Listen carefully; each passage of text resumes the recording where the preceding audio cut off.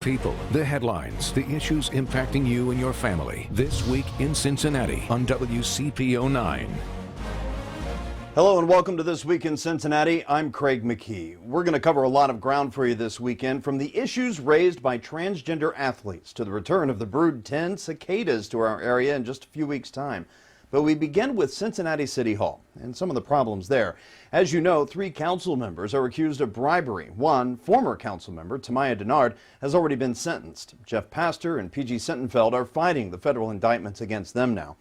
The Charter Committee of Cincinnati was started nearly 100 years ago to clean up problems at City Hall that were rampant back then. And it wants to do the same thing now. To get a better idea about its proposals, I spoke this week with the committee's president, Matt Woods. Matt Woods, thank you for spending some time with us here on This Week in Cincinnati. When we start talking about the charter and redoing the charter, it's almost like going back to 1924 in a sense, just because of the cycle of things that have gone on. For those who maybe haven't been watching the news on a regular basis, what has really transpired over this past 2 years, 3 years that makes you say we need to revisit this? Well, I mean, being the president of a organization called Charter, our committee is designed to be bipartisan, where we're Republicans, Democrats, and Independents. But the realization is that, our city's charter, it's a good charter. It's just that we feel like people are starting to go astray. And our organization is committed and has been for almost 100 years to bring people back into their lanes.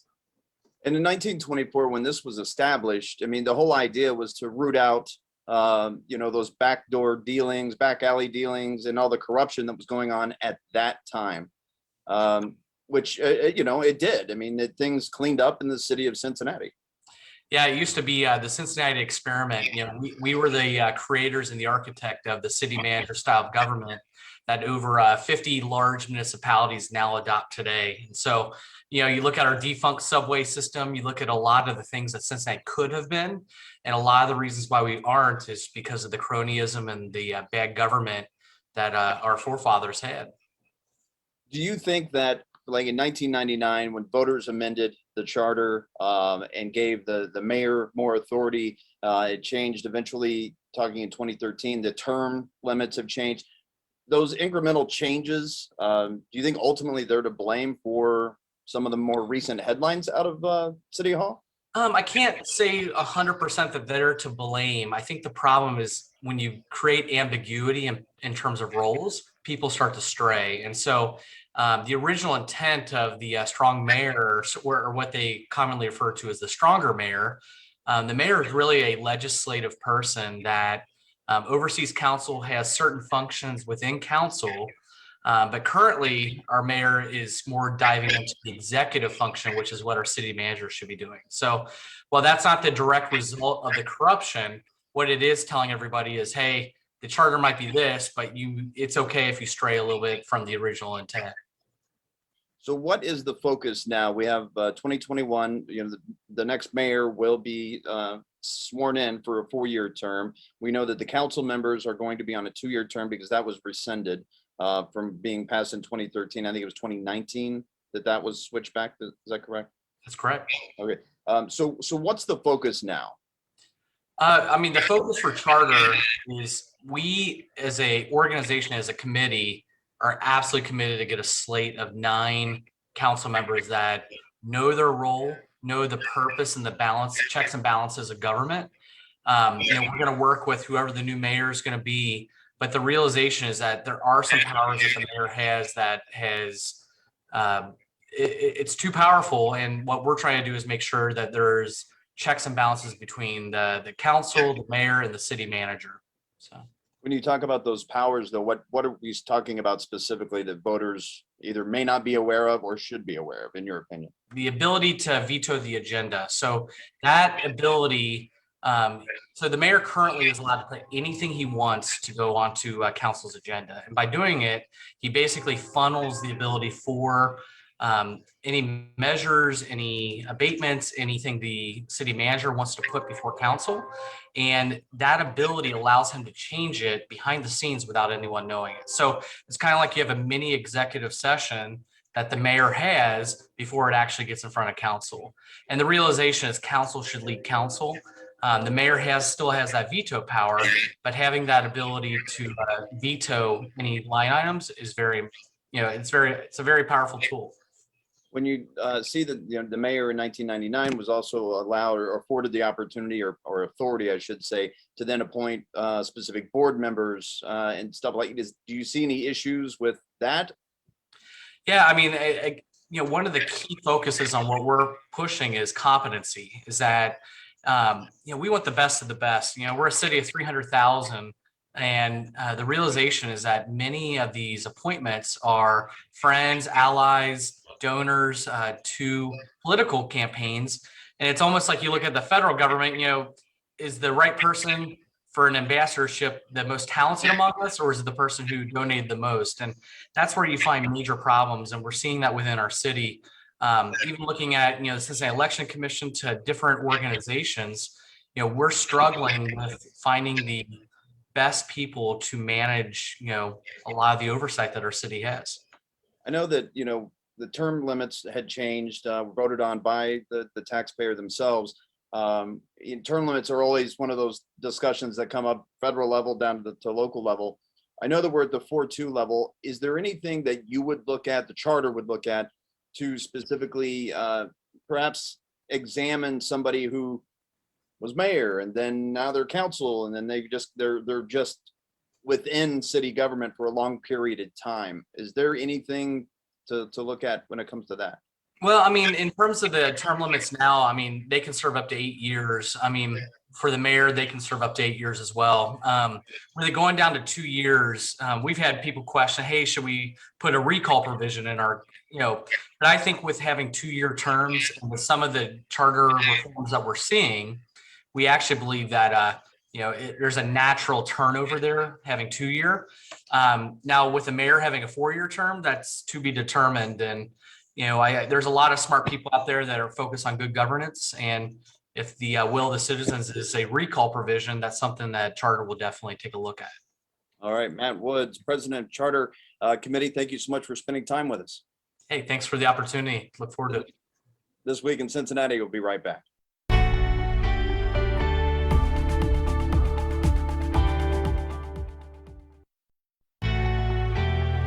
When President Joe Biden was sworn in, one of his first executive orders was to allow transgender students to play sports. Some parents cheered their children would get to participate in an activity they love. Other parents became wary. Now, 2 Ohio representatives have a bill in the state house that would ban transgender girls from playing on girls' high school teams. It is a bill similar to one that is being presented by state representatives in 23 other states. So what is the right answer?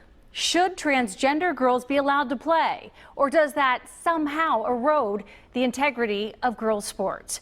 These are serious questions that don't have easy answers. Do you understand their fears in any way, shape, or form? I have to say, I think I do, because before I really understood transgender and what it means to be transgender and understood my own child, it was maybe a little scary. Jessica Ciccinelli's 13-year-old daughter is transgender. Her family began Living with Change, an organization that's mission is to support transgender youth and their families. So the idea of her daughter getting to play high school sports with the other girls thrills her. Transgender people, 40% attempt suicide at some point or another. And by taking away a sport, that is only harming them further. And that may happen. Ohio State Representative Jenna Powell recently introduced the Save Women's Sports Act to the State House. In the state of Ohio, we want to do everything we can to protect the integrity of women's sports. Currently in the state of Ohio, male to female transgender students can play on a girls' team if they have completed at least 1 year of hormone treatment for that gender transition. The proposed law would change that entirely. We understand that there's a biological difference between male and females that makes it easier for biological males to compete on a different playing field and different level playing field than females. In the state of Connecticut, we're seeing that biological males are now holding many of the state championship titles over females. She's talking about these athletes. Terry Miller and Andrea Yearwood finished 1 and 2 at the Connecticut State Championship titles in track and field in 2018 over girls who were born female. This is really tough for me because I see both sides of it. Jessica Ciccinelli points out some people are just born athletes, no matter their gender.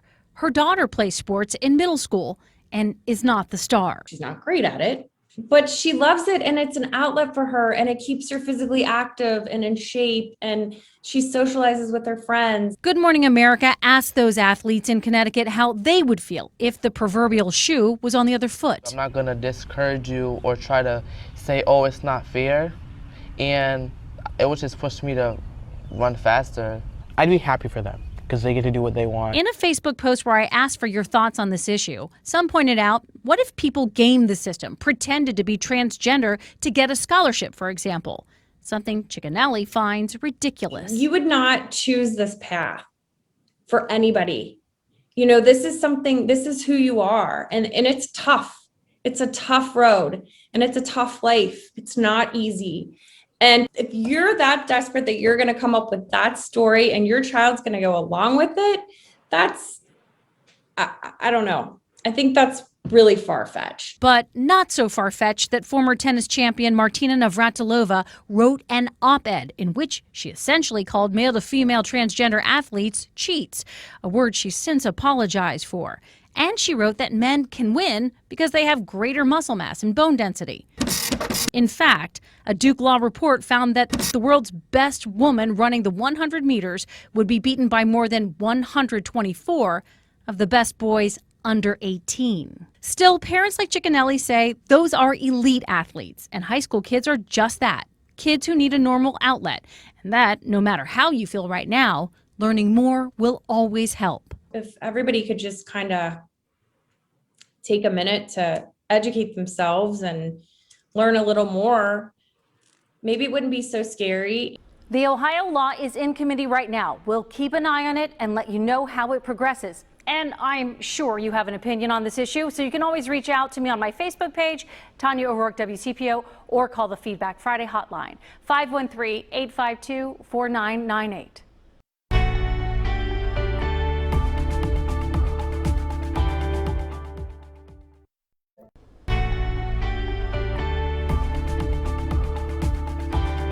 Welcome back. I'm Evan Millward. You know, they're back. Well, almost. We're talking about the Brood 10 cicadas. The last time they visited us was 17 years ago. If you were around then, no doubt you remember the invasion as a force of nature. And it's so loud.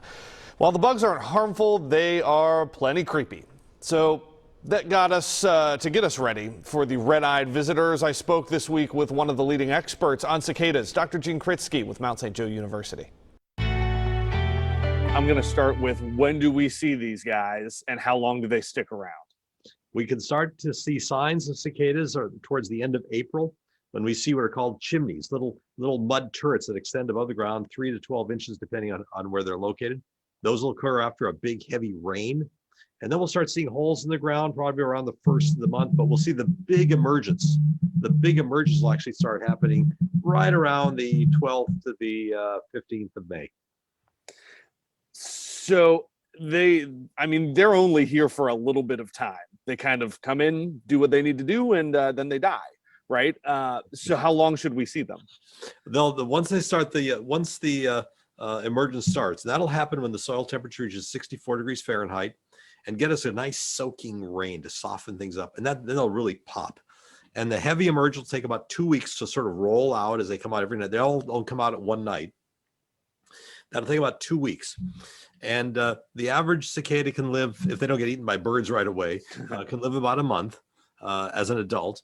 And so that means from the beginning of the start of the emergence until the end, it's about 6 weeks. So we'll start around mid-May and they'll be gone pretty much by the end of June. So this Brood X, I remember 17 years ago and how loud it is, right? Because there's so many. One of the things a couple of people have asked me about recently is, do these,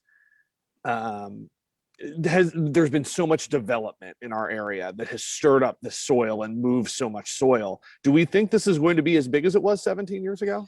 Well, that's one of the things we're going to be finding out. It turns out concern about the cicadas and land use and what have you goes back to the 1890s when there was some concern that we may be ruining cicada habitat. In the brood 10 emergence of 1919, and this is a quote that the USDA put out. It's in my new book, Periodical Cicadas, the brood 10 edition. The headline was, 17-year locust is slowly going to become extinct in time. Causes leading to disappearance outlined by the USDA. That's brood 10. That's our brood. And they're worried about that.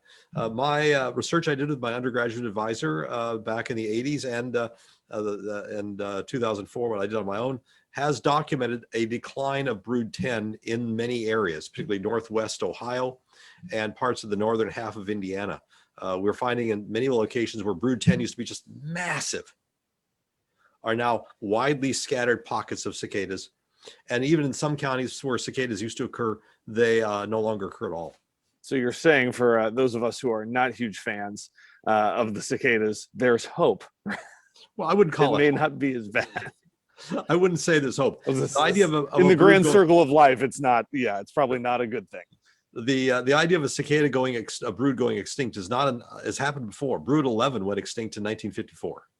Wow. And that was a massive cicada in New England back in 1699 and 1716. We've got firsthand accounts of those. And it's gone now. Brood 7 is left just a couple counties in northern New York. That probably lasts another 50 years or so, unless efforts are maintained to preserve it. So there is concern that we are, through habitat use, urbanization, clear cutting, emerald ash borer, you just keep going, and there's all sorts of things that are affecting their habitat, which is the eastern deciduous forest. Do you think there's going to be any difference in this year's brood 10 than there had been, other than maybe the number or the sheer volume? Well, you might remember back in 2017, we had a large emergence of cicadas 4 years early. For every one that came out in 17, that's one fewer that will come out this year. So that we're going to see that. The other things we'll probably see is that the eastern extent of brood 10, which used to be around back in the 70s, just west of I-71, is now going to be a little bit east of I-71. And that's because brood 14, which is in the eastern Cincinnati brood, is there. Some of those cicadas are coming out 4 years early and joining brood 10. So the boundary seems to be moving eastward a little bit. That's what we're seeing, that kind of a shift in the city. Last question, because we're about out of time.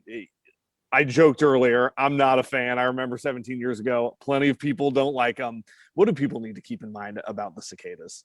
Well, they're bugs of history. They're generational events. If you've lived through an emergence when you were a kid, you'll remember it again when they come out again. And they're going to seem like they're smaller, not because they're smaller, but because you're bigger. they won't have that same appeal, but they do a lot of good for the environment. The holes they produce in the ground is like a natural aeration. They provide food to birds, cats, raccoons, all sorts of animals. When the females lay their eggs in the tree, that's like a natural pruning that'll give us a bigger flower set next year. And when they die, all those carcasses are fertilizer for the trees where their bodies are collecting in the summer. All right, Gene Kritsky, thank you so much for your time.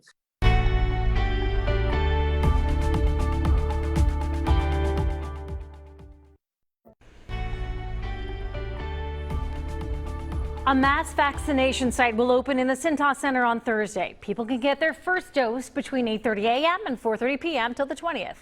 The second dose clinic will happen April 8th through the 10th. 10,000 people will be able to get their shot. We expect more information from the governor's office on how you get to register in the next few days. This week, WCPO 9 brought you a 90-minute special about implicit bias. It is something we all have, the attitudes and assumptions we use every day without thinking much about them. We're re-airing that special for you this weekend on our streaming channel. Just search for WCPO 9 on your favorite device and download the app. You can also see it on WCPO.com. The program airs at 7 p.m. Saturday and Sunday. And that is this edition of This Week in Cincinnati. Join us for breaking news, weather, and sports at 6 and 11 tonight on WCPO 9 News. And as always, we're updating your headlines on WCPO.com. Have a great rest of your weekend.